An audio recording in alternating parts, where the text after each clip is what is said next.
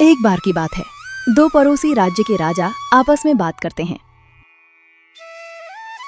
प्रताप सिंह, अगर आप मेरे इन 3 सवालों के जवाब दे सको तो हम मान लेंगे कि आप मुझसे भी कई ज्यादा बुद्धिमान और सर्वश्रेष्ठ राजा हैं, क्योंकि इन सवालों का जवाब एक बुद्धिमान और सर्वश्रेष्ठ राजा ही दे सकता है। हाँ विक्रम सिंह, पूछिए। हम आपके सारे सवालों के जवाब दे सकते हैं। पूछिए, वो कौन से 3 सवाल हैं? सोच लीजिए, अगर आप उन सवालों का जवाब ना दे पाए तो आपको मेरे सामने हार माननी पड़ेगी और आपको यह भी मानना होगा कि मैं ही सर्वश्रेष्ठ राजा हूं, मैं ही सबसे बुद्धिमान हूं। ठीक है, आप सवाल पूछिए। मेरा पहला सवाल, ऐसी कौन सी चीज है जो ऊपर जाती है लेकिन कभी नीचे नहीं आती? मेरा दूसरा सवाल, मछली पानी में रहकर खुद पानी कब और किस वक्त पीती है? और मेरा तीसरा सवाल, दुनिया की सबसे कीमती चीज क्या है जो खरीदी नहीं जा सकती? अब बताइए, इन सवालों का क्या उत्तर है? ये सारे सवाल सुनकर राजा प्रताप सिंह का चेहरा उतर जाता है। क्या हुआ महाराज प्रताप सिंह, आपको इन सवालों के उत्तर नहीं पता? कमाल की बात है, आप मेरे दिए सवाल का भी जवाब नहीं दे पा रहे। माफ करना प्रताप सिंह, लेकिन हमें लगता है कि एक राजा को इतनी बुद्धि तो होनी चाहिए कि वो इन सवालों का जवाब दे पाए। अगर वो इन सवालों का जवाब नहीं दे पा रहा तो वो राजा ही किस काम का? हम आपके सारे सवालों के उत्तर देंगे, लेकिन हमें सोचने के लिए कुछ वक्त चाहिए ही होगा ना। हम इतनी जल्दी आपके सवालों का जवाब कैसे दे सकते हैं? हाँ हाँ हाँ, क्यों नहीं, हम आपको 1 महीने का वक्त देते हैं। आप आराम से सोचिए और मेरे इन सवालों का जवाब दीजिएगा। हमें आपके जवाब का इंतजार रहेगा, लेकिन अगर 1 महीने के बाद भी आप मेरे प्रश्न का उत्तर नहीं दे पाए तो फिर आपको हमें सर्वश्रेष्ठ राजा मानना होगा। हमें मंजूर है। हमें खुद पर पूरा यकीन है कि हम आपके तीनों सवालों के जवाब 1 महीने के अंदर दे देंगे। ठीक है महाराज, हमें आपके उत्तर का इंतजार रहेगा। वैसे हमें तो नहीं लगता कि आप मेरे सवालों का उत्तर दे पाएंगे, फिर भी मैं 1 महीने पे इंतजार कर लेता हूँ, क्योंकि मैं अच्छी तरह से जानता हूँ कि मैं ही सर्वश्रेष्ठ राजा हूँ। विक्रम की ये सारी बातें सुनकर प्रताप सिंह का खून खौल जाता है, लेकिन वो कुछ नहीं बोल पाता। विक्रम वहां से चला जाता है। उसके जाने के बाद प्रताप सिंह अपने मंत्री से बोलता है। मंत्री जी, गांव में ऐलान कर दीजिए कि जो कोई भी मेरे 3 सवालों का जवाब देगा, हम उसे 1000 सोने के सिक्के इनाम में देंगे। फिर पूरे गांव में ये बात फैल जाती है। लोगों में चर्चा होने लगती है। बहुत सारे लोग अपनी किस्मत आजमाने के लिए राजा के पास जाते हैं और राजा उनसे उन सवालों का जवाब पूछते हैं, लेकिन वो लोग सवाल सुनकर निराश हो जाते हैं और जवाब नहीं दे पाते। राजा प्रताप सिंह बहुत क्रोधित हो जाते हैं और सोचते हैं, क्या हमारे राज्य में एक भी ऐसा बुद्धिमान व्यक्ति नहीं जो इन 3 सवालों के जवाब दे पाए? ये तो बहुत शर्म की बात है। मेरे पास अब कुछ ही दिनों का समय बचा है। अगर मैं ये 3 सवालों के जवाब विक्रम को नहीं दे पाया तो उसके सामने मुझे बहुत शर्मिंदा होना पड़ेगा। मेरा सर शर्म से झुक जाएगा और वो अपने आप को बहुत बुद्धिमान राजा समझने लगेगा। और तो और, मुझे इस बात का ऐलान भी करना पड़ेगा कि वही सबसे बुद्धिमान और समझदार राजा है। हम ये कदापि नहीं होने दे सकते। उसे अपने आप पर बहुत घमंड है। हमें कुछ भी करके उसका घमंड तोड़ना ही होगा और उसका घमंड उतारने के लिए हमें इन तीनों सवाल के सटीक और सही जवाब जानने ही होंगे। राजा बहुत गुस्से में होता है। वो अपने मंत्री को बुलाकर कहता है, क्या बात है मंत्री जी, आजकल कोई दरबार में क्यों नहीं आ रहा? क्या हमारे राज्य में किसी को भी इन सवालों का जवाब नहीं पता? नहीं महाराज, शुरू में तो काफी लोग आए, लेकिन अब कोई नहीं आ रहा। मुझे लगता है राज्य में किसी को इन सवालों के जवाब नहीं पता है। और महाराज, वो सवाल भी तो कितने अजीब हैं। जरूर कोई बहुत बुद्धिमान होगा, वही इन सवालों का जवाब दे पाएगा। महाराज, मुझे लगता है आपको हार मान लेनी चाहिए। राजा को मंत्री की ये बात सुन बहुत गुस्सा आता है। मंत्री, तुम्हारी हिम्मत कैसे हुई मुझसे ऐसी बात करने की? तुम्हारे कहने का मतलब क्या है कि हम बुद्धिमान नहीं हैं? वैसे मंत्री जी, तुम तो इतने दिनों तक मेरे साथ हो। हमारे राज्य पर कभी कोई मुसीबत आती है तो तुम हमें सही सलाह देते हो। बुद्धि तो तुम्हारे पास भी बहुत है, फिर तुम इन सवालों के जवाब क्यों नहीं दे सकते? महाराज, मैं इन सवालों का जवाब कैसे दे सकता हूं? क्यों नहीं दे सकते? तुम्हें इन सवालों के जवाब आने चाहिए। आखिरकार तुम इस राज्य के मंत्री हो। तुम्हें ही मेरे सवालों के जवाब देने होंगे। मैं तुम्हें 15 दिन की मोहलत देता हूं। अगर 15 दिन में तुम मेरे इन 3 सवालों का जवाब नहीं दे पाए तो मैं तुम्हें और तुम्हारे परिवार को इतनी बड़ी सजा दूंगा कि तुम सोच भी नहीं सकते। ऐसा मत कीजिए महाराज। मैं माफी चाहता हूं, अगर मैंने कुछ गलत बोल दिया हो तो मुझे माफ कर दीजिए, लेकिन ऐसा मत कीजिए।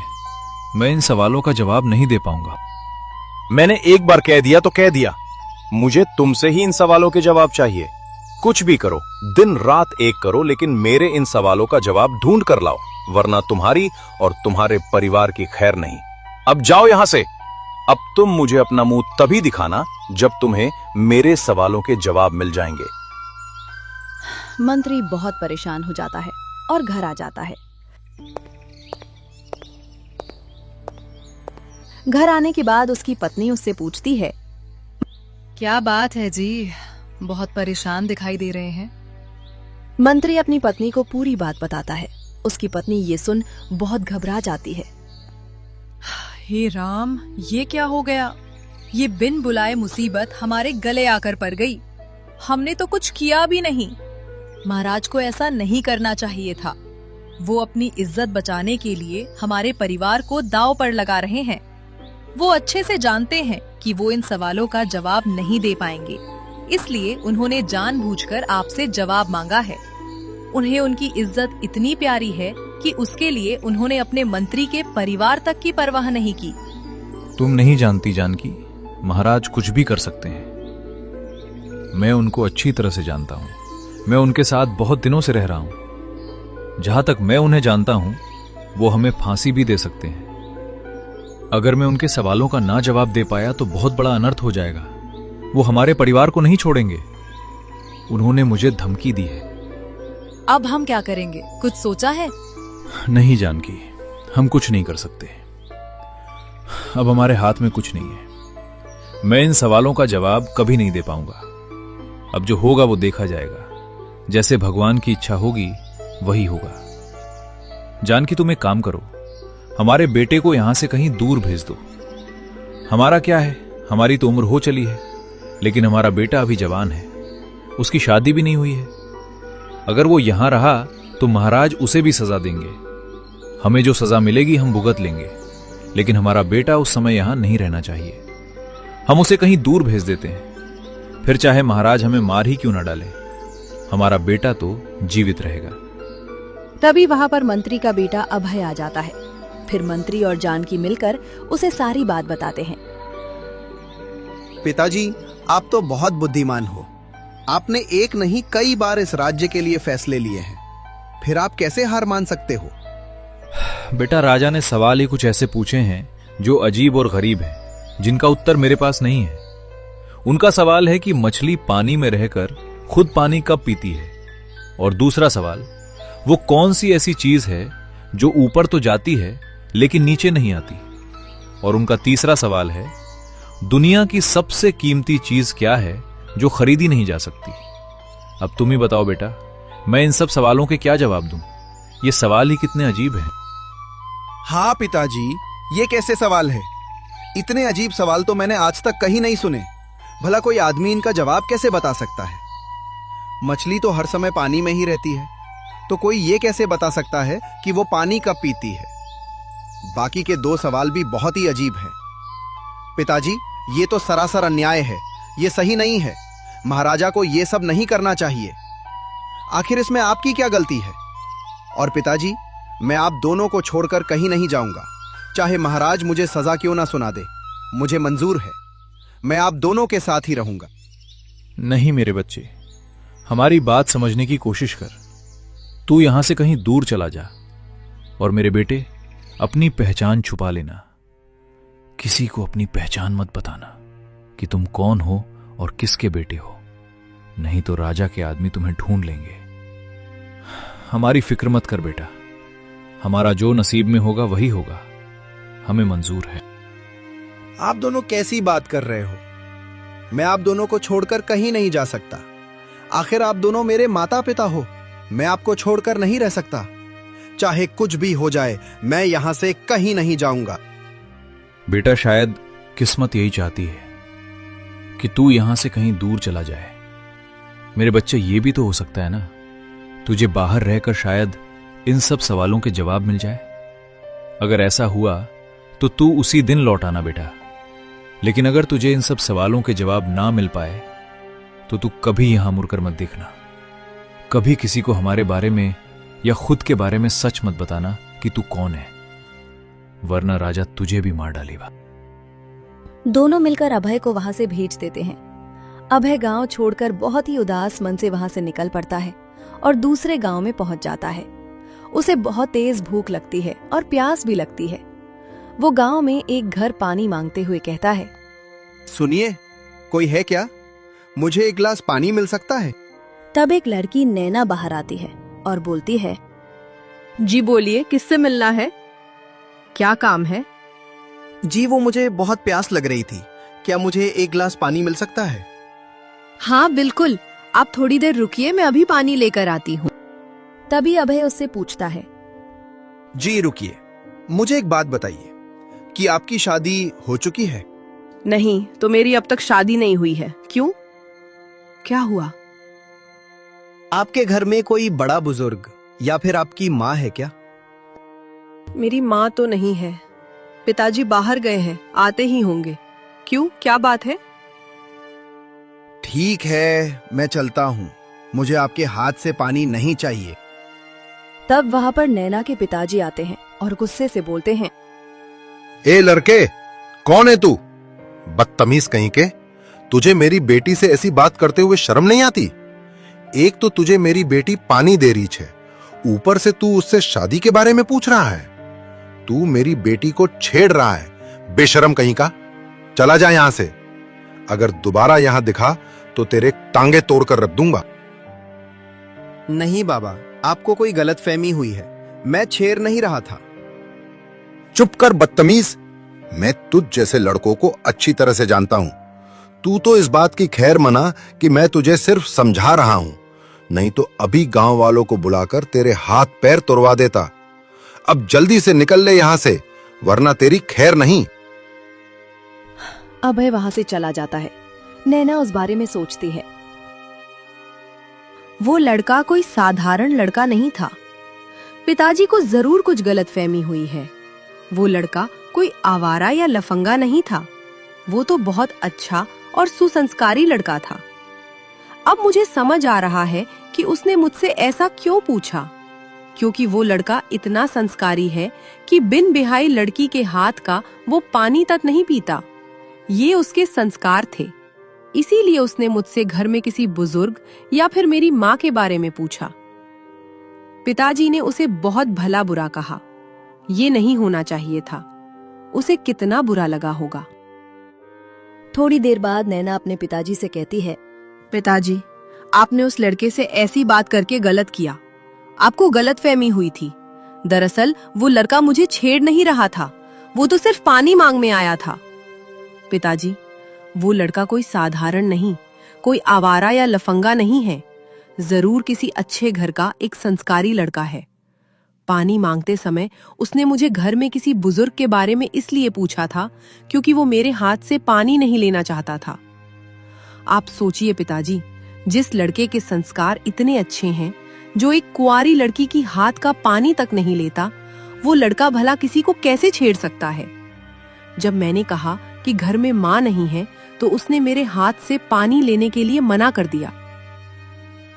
ये क्या कह रही हो नैना? फिर तो मुझसे बहुत बड़ी भूल हो गई। मैंने गुस्से में न जाने उसे क्या क्या कह दिया। उसे कितना बुरा लगा होगा। खैर छोड़ो बेटा, अब मैं उस लड़के को कहां ढूंढूं? अब तक तो निकल चुका होगा। अगर कभी उससे दोबारा मुलाकात होगी तो उससे माफी जरूर मांग लूंगा, क्योंकि गलती उसकी नहीं, मेरी है। मुझे गलतफहमी हो गई थी। मुझे लगता है वो लड़का जरूर बाजार की ओर गया है। वैसे बेटी, मुझे बाजार जाना था, कुछ काम भी है। तुम्हें कुछ मंगवाना है तो बोल दो। ठीक है पिताजी। वैसे पिताजी, बाजार से कुछ सामान लाना था। हाँ बोलो बेटी। क्या लाना है? मैं अभी चला जाता हूँ। पिताजी, बाजार से 3 चीज लानी है। 2 रुपए की ऐसी लेकर आइए जो ऊपर से सख्त हो और अंदर से नरम हो, और 2 रुपए की ऐसी चीज लेकर आइए जो बाहर से नरम हो और अंदर से सख्त हो, और 1 रुपए की ऐसी सफेद चीज लेकर आओ जो मीठी है लेकिन कोई फल नहीं, और 1 रुपए का गोल गोल तला हुआ प्यारा लेकर आइए। ये सब सुनकर नैना के पिताजी का सर चकरा जाता है। बेटा, तुम जो कह रही हो वो तो मेरे दिमाग से बाहर है। मुझे तो कुछ भी समझ नहीं आया। ठीक से बताओ, तुम्हें क्या चाहिए? पिताजी, मुझे जो चाहिए मैंने आपको बता दिया है। अब आप बाजार जाइए और ये चीज खरीद कर लेकर आइए जो मैंने कहा है। आप बाजार में दुकानदार को यही कहिएगा, वो आपको सारी चीज दे देगा। क्या उसे ये सारी चीज समझ में आ जाएगी? हाँ पिताजी, अगर उसके पास दिमाग होगा तो जरूर समझ आ जाएगी। आप जाइए। ठीक है बेटा, मैं अभी जाता हूँ। नैना के पिता बाजार के लिए निकल पड़ते हैं। एक दुकानदार से कहते हैं, सुनो भाई, 2 रुपए की ऐसी चीज दीजिए जो ऊपर से सख्त हो और अंदर से नरम हो, और 2 रुपए की ऐसी चीज दीजिए जो बाहर से नरम हो और अंदर से सख्त हो, और 1 रुपए की ऐसी सफेद चीज दीजिए जो मीठी है लेकिन कोई फल नहीं, और 1 रुपए का गोल गोल तला हुआ प्यारा दे दो। ये सारी बातें सुनकर दुकानदार का सर घूम जाता है। ये क्या बोल रहे हो? नरम कड़क सफेद चीज, ये सब क्या है? मुझे तो कुछ भी समझ में नहीं आ रहा। तुम्हें आखिर चाहिए क्या? साफ साफ बोलो। मेरी बेटी ने मुझे यही लाने के लिए कहा है। तुम्हें पता होगा, तुम मुझे ये चीज दे दो। आपकी ये टेढ़ी बातें मेरे दिमाग से बाहर है। मुझे कुछ भी समझ में नहीं आ रहा। मैं आपको कुछ नहीं दे सकता। जाइए यहाँ से। फिर नैना के पिताजी दूसरे दुकानदार के पास जाते हैं तो उन्हें भी ये सारी चीज समझ नहीं आती। फिर वो और एक दुकानदार के पास जाते हैं तो वो गुस्से से कहता है, क्यों रे बूढ़े, तू पीकर तो नहीं आया? या फिर तुझे मजाक करने के लिए मैं ही मिला था? तुझे कुछ खरीदना है भी या नहीं? मेरा समय बर्बाद मत कर, निकल जा यहां से। वो दुकानदार उसे वहां से भगा देता है। फिर रास्ते में उसकी मुलाकात अभय से होती है। वो अभय देख बहुत खुश हो जाता है और उसे कहता है, अच्छा हुआ बेटे, तुम मुझे यहीं मिल गए। मुझसे बहुत बड़ी गलती हो गई। मैंने अनजाने में तुम्हें बहुत कुछ सुना दिया। दरअसल मुझे पूरी बात पता ही नहीं थी और मैं तुम्हें समझ ही नहीं पाया। मैं तुम्हें औरों की तरह समझ रहा था, लेकिन जब मेरी बेटी ने मुझे समझाया तब मुझे समझ आया कि तुम औरों की तरह नहीं हो, कि तुम कितने संस्कारी हो। तुम्हारी उन बातों का मतलब मुझे तो नहीं समझ आया, लेकिन मेरी बेटी बहुत समझदार और बुद्धिमान है। उसने मुझे सारी बात बताई। तब मुझे मेरी गलती का एहसास हुआ। मुझे माफ कर देना बेटे। अरे नहीं नहीं बाबा, आप माफी मत मांगे। आपकी जगह कोई और होता तो उसे भी शायद गलतफहमी हो जाती। मुझे लगता है मेरे बात करने का तरीका ही कुछ ऐसा था कि आपको गलतफहमी हो गई। आप माफी मत मांगे। वैसे बाबा, आप बहुत परेशान दिख रहे हो, कोई बात है? हाँ बेटा, दरअसल मेरी बेटी ने बाजार से कुछ चीज मंगवाई थी। मैं बहुत दुकानदारों के पास गया, लेकिन वो दुकानदार समझ ही नहीं पा रहे। मुझे एक भी चीज नहीं मिली। मुझे बताइए, शायद मैं आपकी कुछ मदद कर पाऊं।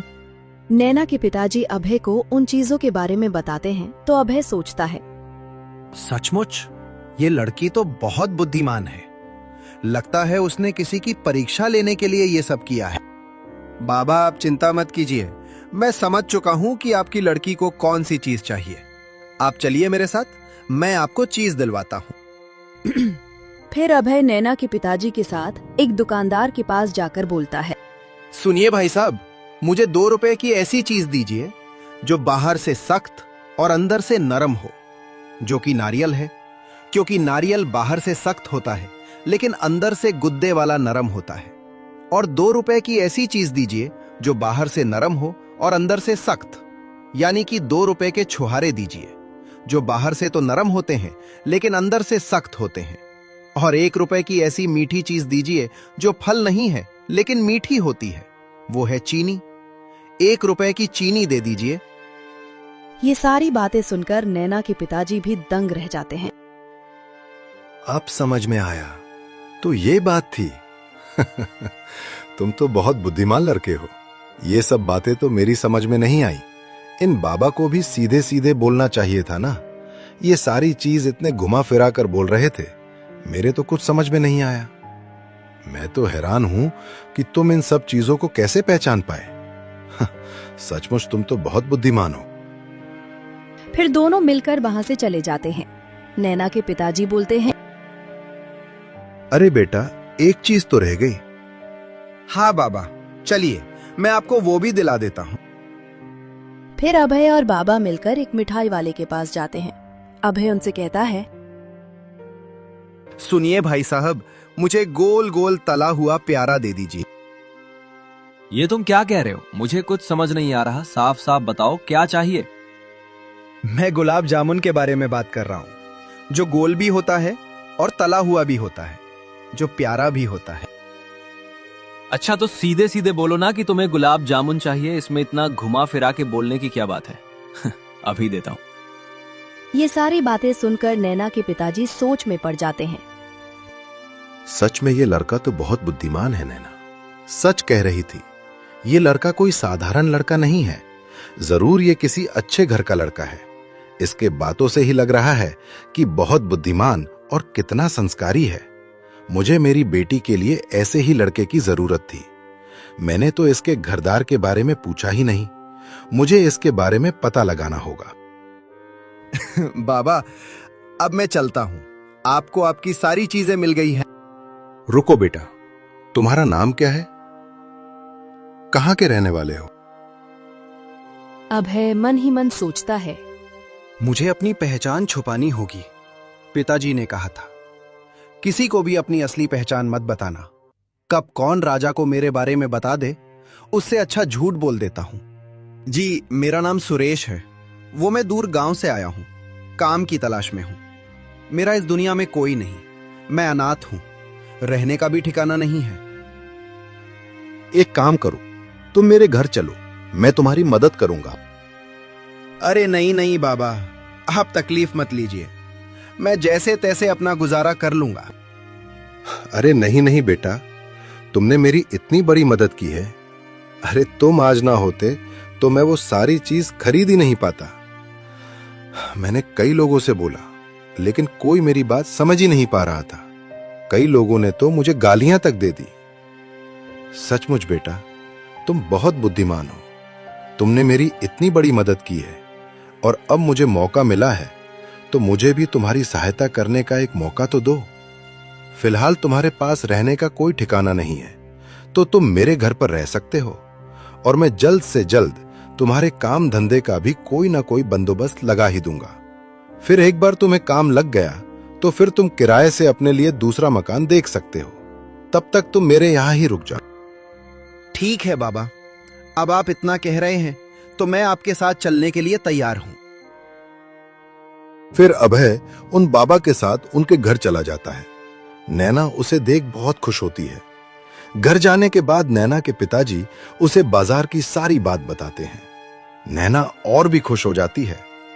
थोड़ी देर बाद नैना सोचती है, सचमुच ये लड़का कोई साधारण नहीं। मैंने जो सोचा था वही निकला। ये बहुत बुद्धिमान और अक्लमंद है, क्योंकि मैंने पिताजी को जानबूझकर पहेलियों में जो चीज बताई थी उसका उत्तर एक बुद्धिमान व्यक्ति ही दे सकता था।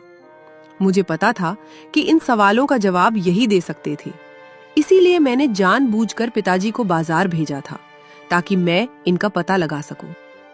नैना अभय के बारे में सोच रही होती है, तभी उसके पिताजी वहां आ जाते हैं और उसे बोलते हैं, बेटा, मुझे तुझसे कुछ जरूरी बात करनी है। हाँ पिताजी, बोलिए ना, क्या बात है? बेटा, जब से मैं सुरेश से बाजार में मिला हूं तब से मेरे मन में ख्याल आ रहा है। सुरेश बहुत अच्छा लड़का है और बहुत बुद्धिमान भी है। वो बिल्कुल तुम्हारी तरह है बेटा, लेकिन वो अनाथ है। उसके माता पिता नहीं है। वो तो काम की तलाश में यहां वहां भटक रहा है। मुझे लगता है तुम्हारे लिए सुरेश से अच्छा लड़का हो ही नहीं सकता, क्योंकि बेटी, मैं तुम्हें बचपन से जानता हूं। तुम में जितना दिमाग है, जितनी तुम बुद्धिमान हो, उतना ही सुरेश भी है। उसकी और तुम्हारी जोड़ी ठीक रहेगी। मैं तुम्हारी शादी सुरेश से करना चाहता हूं। अब तुम बताओ, तुम्हारी क्या राय है? पिताजी, आपने बिल्कुल सही कहा। सुरेश सचमुच बहुत ही बुद्धिमान है। मैंने आपको जानबूझकर पहेली में वो चीज मंगवाई थी। मैं देखना चाहती थी कि सुरेश उन पहेलियों का उत्तर दे भी पाता है या नहीं, लेकिन उसने सभी पहेलियों के सटीक उत्तर दिए। मेरा भी यही सपना था कि मेरी शादी ऐसे ही किसी बुद्धिमान व्यक्ति से हो। मुझे कोई आपत्ति नहीं है पिताजी। ये तो बहुत अच्छी बात है बेटा। मैं अभी सुरेश से बात करता हूँ। थोड़ी देर बाद नैना के पिताजी अभय से बोलते हैं, बेटा सुरेश, मुझे तुझसे कुछ जरूरी बात करनी है। दरअसल मैं मेरी बेटी के लिए एक लड़के की तलाश में था। मुझे उसके लिए जैसा लड़का चाहिए था, वो सारे गुण तुम में है बेटा। तुम्हें कोई ऐतराज ना हो तो मेरी बेटी की शादी मैं तुमसे करवाना चाहता हूं। ये बात सुनकर अभय को अपने माता पिता का ख्याल आता है। मन ही मन सोचता है, क्या करूं? मुझे तो कैसे भी करके अपने माता पिता की जान बचानी है। मेरे पास बहुत कम समय बचा है। इनकी बेटी नैना बहुत बुद्धिमान है। जिस तरह से उसने बाजार में चीज पहेली में बताई थी, मुझे लगता है राजा के उन 3 सवालों का जवाब नैना ही दे पाएगी। अगर नैना ने उन तीनों सवालों के जवाब दे दिए तो मेरे माता पिता की जान बच जाएगी, लेकिन इसके लिए मुझे इन्हें सच्चाई बतानी होगी। बाबा, मैं नैना से शादी करने के लिए तैयार हूं। मुझे कोई ऐतराज नहीं है, लेकिन मेरी एक शर्त है।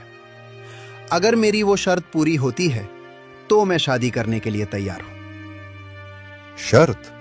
कैसे शर्त? वहां पर नैना भी आ जाती है। फिर अभय बोलता है, माफ कर देना बाबा, मैंने आपसे झूठ बोला। मेरा नाम सुरेश नहीं, अभय है। और मैं कोई अनाथ नहीं, मेरे माता पिता हैं। मैं एक मंत्री का बेटा हूं। और अभय सारी बातें उन दोनों को बता देता है। दोनों ये सारी बातें सुन बहुत चौंक जाते हैं। फिर नैना बोल पड़ती है, तुम मुझे वो सवाल बताओ, शायद मैं तुम्हारी मदद कर सकती हूँ। वह तीनों सवाल नैना से पूछता है। यह सवाल सुन नैना के पिताजी का भी सर चकरा जाता है। यह तो बहुत अजीब सवाल है। ऐसे सवाल तो मैंने भी आज तक नहीं सुने। तुम्हारा राजा भी कितने अजीब हैं। उन्होंने तुम्हारे और तुम्हारे परिवार के साथ बहुत गलत किया है। मैं मजबूर हूं बाबा, अब आप ही बताइए।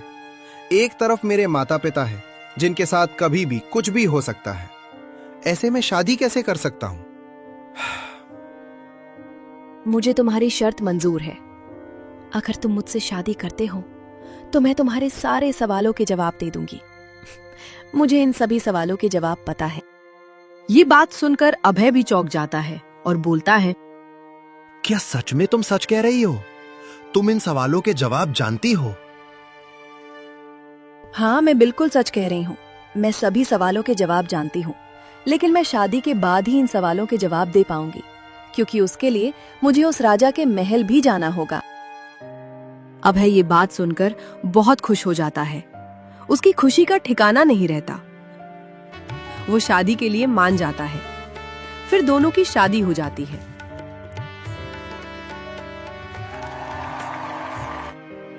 अभय नैना को लेकर अपने गांव आ जाता है।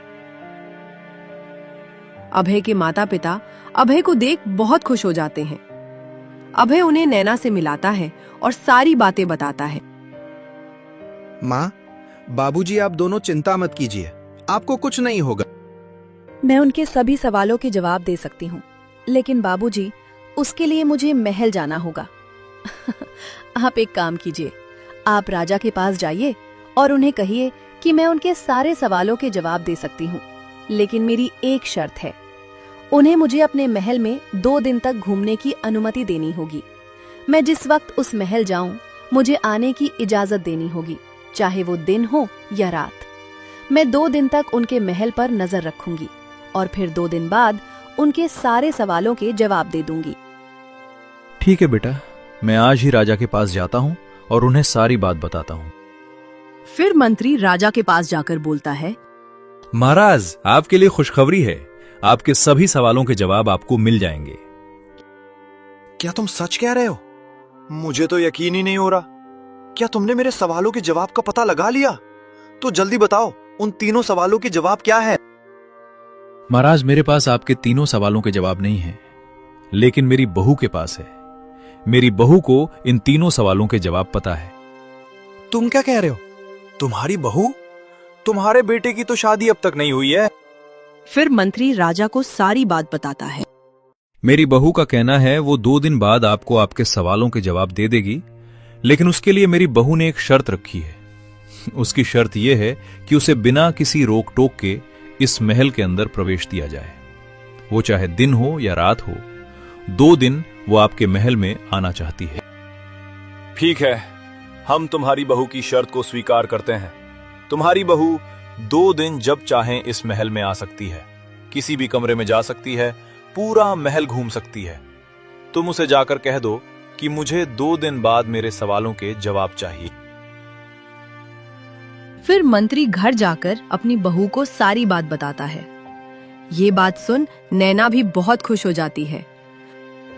थोड़ी देर बाद रात हो जाती है। उसके बाद नैना उस महल में जाती है और बहुत देर तक वहीं रुकती है और नजर रखती है।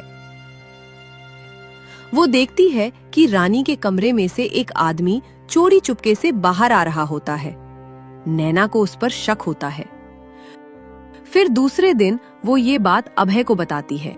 लेकिन नैना, उस आदमी का इन सवालों से क्या लेना देना है? मुझे आज रात को भी वहां जाना होगा और इस बात की पुष्टि करनी होगी। फिर थोड़ी देर बाद रात हो जाती है। नैना उस रात को भी उस महल के बाहर जाकर उस आदमी पर नजर रखती है। थोड़ी देर बाद वो आदमी वहां आता है और कमरे में चला जाता है। नैना भी उस कमरे के पास चली जाती है और उन दोनों की बातें सुनती है। उसके बाद नैना अपने घर लौट आती है और दूसरे दिन महल में नैना को बुलाया जाता है तो राजा नैना से कहता है, देखो बहू रानी, जैसा कि तुमने कहा था, मैंने तुम्हारे साथ तुम्हारी शर्त मानी है। जैसा कि तुमने वादा किया था कि 2 दिन बाद तुम मेरे तीनों सवालों के जवाब दे दोगी, अब वो वक्त आ चुका है। तुम्हारे 2 दिन पूरे हो चुके हैं। अब बताओ बहू, मेरे उन तीनों सवालों के जवाब क्या है? मुझे बहुत बेसब्री से इसका इंतजार है। तुमने मेरे तीनों सवालों के जवाब दे दिए तो मैं तुम्हें मुंह मांगी कीमत देने के लिए तैयार हूं। तुम जो चाहोगी तुम्हें वो सब मिलेगा। ठीक है महाराज, ध्यान से सुनिएगा। मैं आपके तीनों सवालों के जवाब देने जा रही हूँ। आपका पहला सवाल था कि ऐसी कौन सी चीज है जो ऊपर तो जाती है लेकिन नीचे नहीं आती। इसका जवाब है उम्र। उम्र ही ऐसी चीज है जो हमेशा बढ़ती है, कभी घटती नहीं। हाँ बिल्कुल, तुमने बिल्कुल सच कहा। सच में बहू रानी, तुम तो बहुत बुद्धिमान हो। ये जवाब तो मेरे दिमाग में आया ही नहीं। बहू रानी, मेरे अगले सवाल का भी उत्तर दो। आपका अगला सवाल था कि दुनिया की ऐसी कौन सी कीमती चीज है जो खरीदी नहीं जा सकती। इसका उत्तर है वक्त। वक्त एक ऐसी चीज है जो सबसे कीमती है, लेकिन दुनिया का कोई भी अमीर से अमीर आदमी वक्त को खरीद नहीं सकता। वक्त किसी के भी हाथ में नहीं होता। ये सुनकर वहां के सभी लोग आश्चर्यचकित हो जाते हैं। राजा की खुशी का ठिकाना नहीं रहता। वो बोल पड़ता है, शाबाश बहू रानी, तुमने ये भी बिल्कुल सच कहा। इस दुनिया में वक्त ही सबसे कीमती चीज है जो कभी खरीदी नहीं जा सकती। बहू रानी, बस मेरे आखिरी सवाल का जवाब दे दो। उसके बाद जो तुम कहोगी मैं तुम्हें सब दे दूंगा। और मुझे यकीन है मेरे तीसरे सवाल का भी जवाब तुम दे सकती हो। आपका तीसरा सवाल ये था कि मछली पानी में रहकर किस वक्त पानी पीती है। इस सवाल का जवाब तो आपके महल में ही है। ये तुम क्या कह रही हो बहू रानी? इस बात का उत्तर भला मेरे महल में कैसे हो सकता है? मैं कुछ समझा नहीं। आप आपके महल के सेवक मदन लाल को यहाँ बुलाएं, तभी मैं आपके सवाल का जवाब दे पाऊंगी। फिर नैना के कहने पर राजा मदन लाल को वहां बुलाते हैं। फिर नैना बोलती है, आप इस मदन लाल से पूछिए कि इसका महारानी से क्या संबंध है। ये बात सुनकर राजा चौंक जाते हैं और कहते हैं, बहू रानी, ये तुम क्या कह रही हो? भला इस सेवक का हमारे रानी से क्या संबंध हो सकता है? महाराज, ये तो आप अपने सेवक से ही पूछिए, यही आपको सच बताएगा। मदन लाल चुप क्यों खड़े हो? बोलो, ये बहू रानी क्या कह रही है? तुम्हारा महारानी से क्या संबंध है? महाराज, मुझे नहीं पता कि बहू रानी क्या कह रही है। भला मेरा महारानी के साथ क्या संबंध हो सकता है? मैं तो एक मामूली सा सेवक हूँ। आप क्या कह रहे हैं? मेरे तो कुछ समझ में नहीं आ रहा, आखिर मैंने किया क्या है? सच सच बताओ मदन लाल, तुम झूठ नहीं बोल सकते। मैंने अपनी आंखों से तुम्हें देखा है और मैंने तुम्हारी सारी बातें सुन ली है। एक तो तुम अपने मुंह से महाराज को सारी सच्चाई बता दो, वरना मैंने जो सुना है मैं वो सारी बातें महाराज को बता दूंगी। अब तुम सोच लो तुम्हें क्या करना है। और अगर मैंने महाराज को सारी बातें बता दी तो तुम सोच भी नहीं सकते कि तुम्हारे साथ क्या हो सकता है। उससे अच्छा अपना जुर्म तुम खुद ही कबूल कर लो। ये सारी बातें सुन मदन लाल बहुत डर जाता है। उसके हाथ पैर कांपने लगते हैं। वो डरते डरते महाराज से कहता है, महाराज, मुझे माफ कर दीजिए।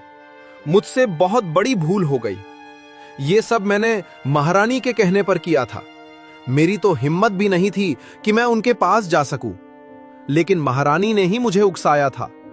मेरे इसमें कोई गलती नहीं है। महाराज को ये सुन भी बहुत गुस्सा आता है। वो गुस्से से बोलते हैं, आखिर ये हो क्या रहा है? हमारी कुछ समझ नहीं आ रहा। बहू रानी, तुम हमें सारी बात बताओ।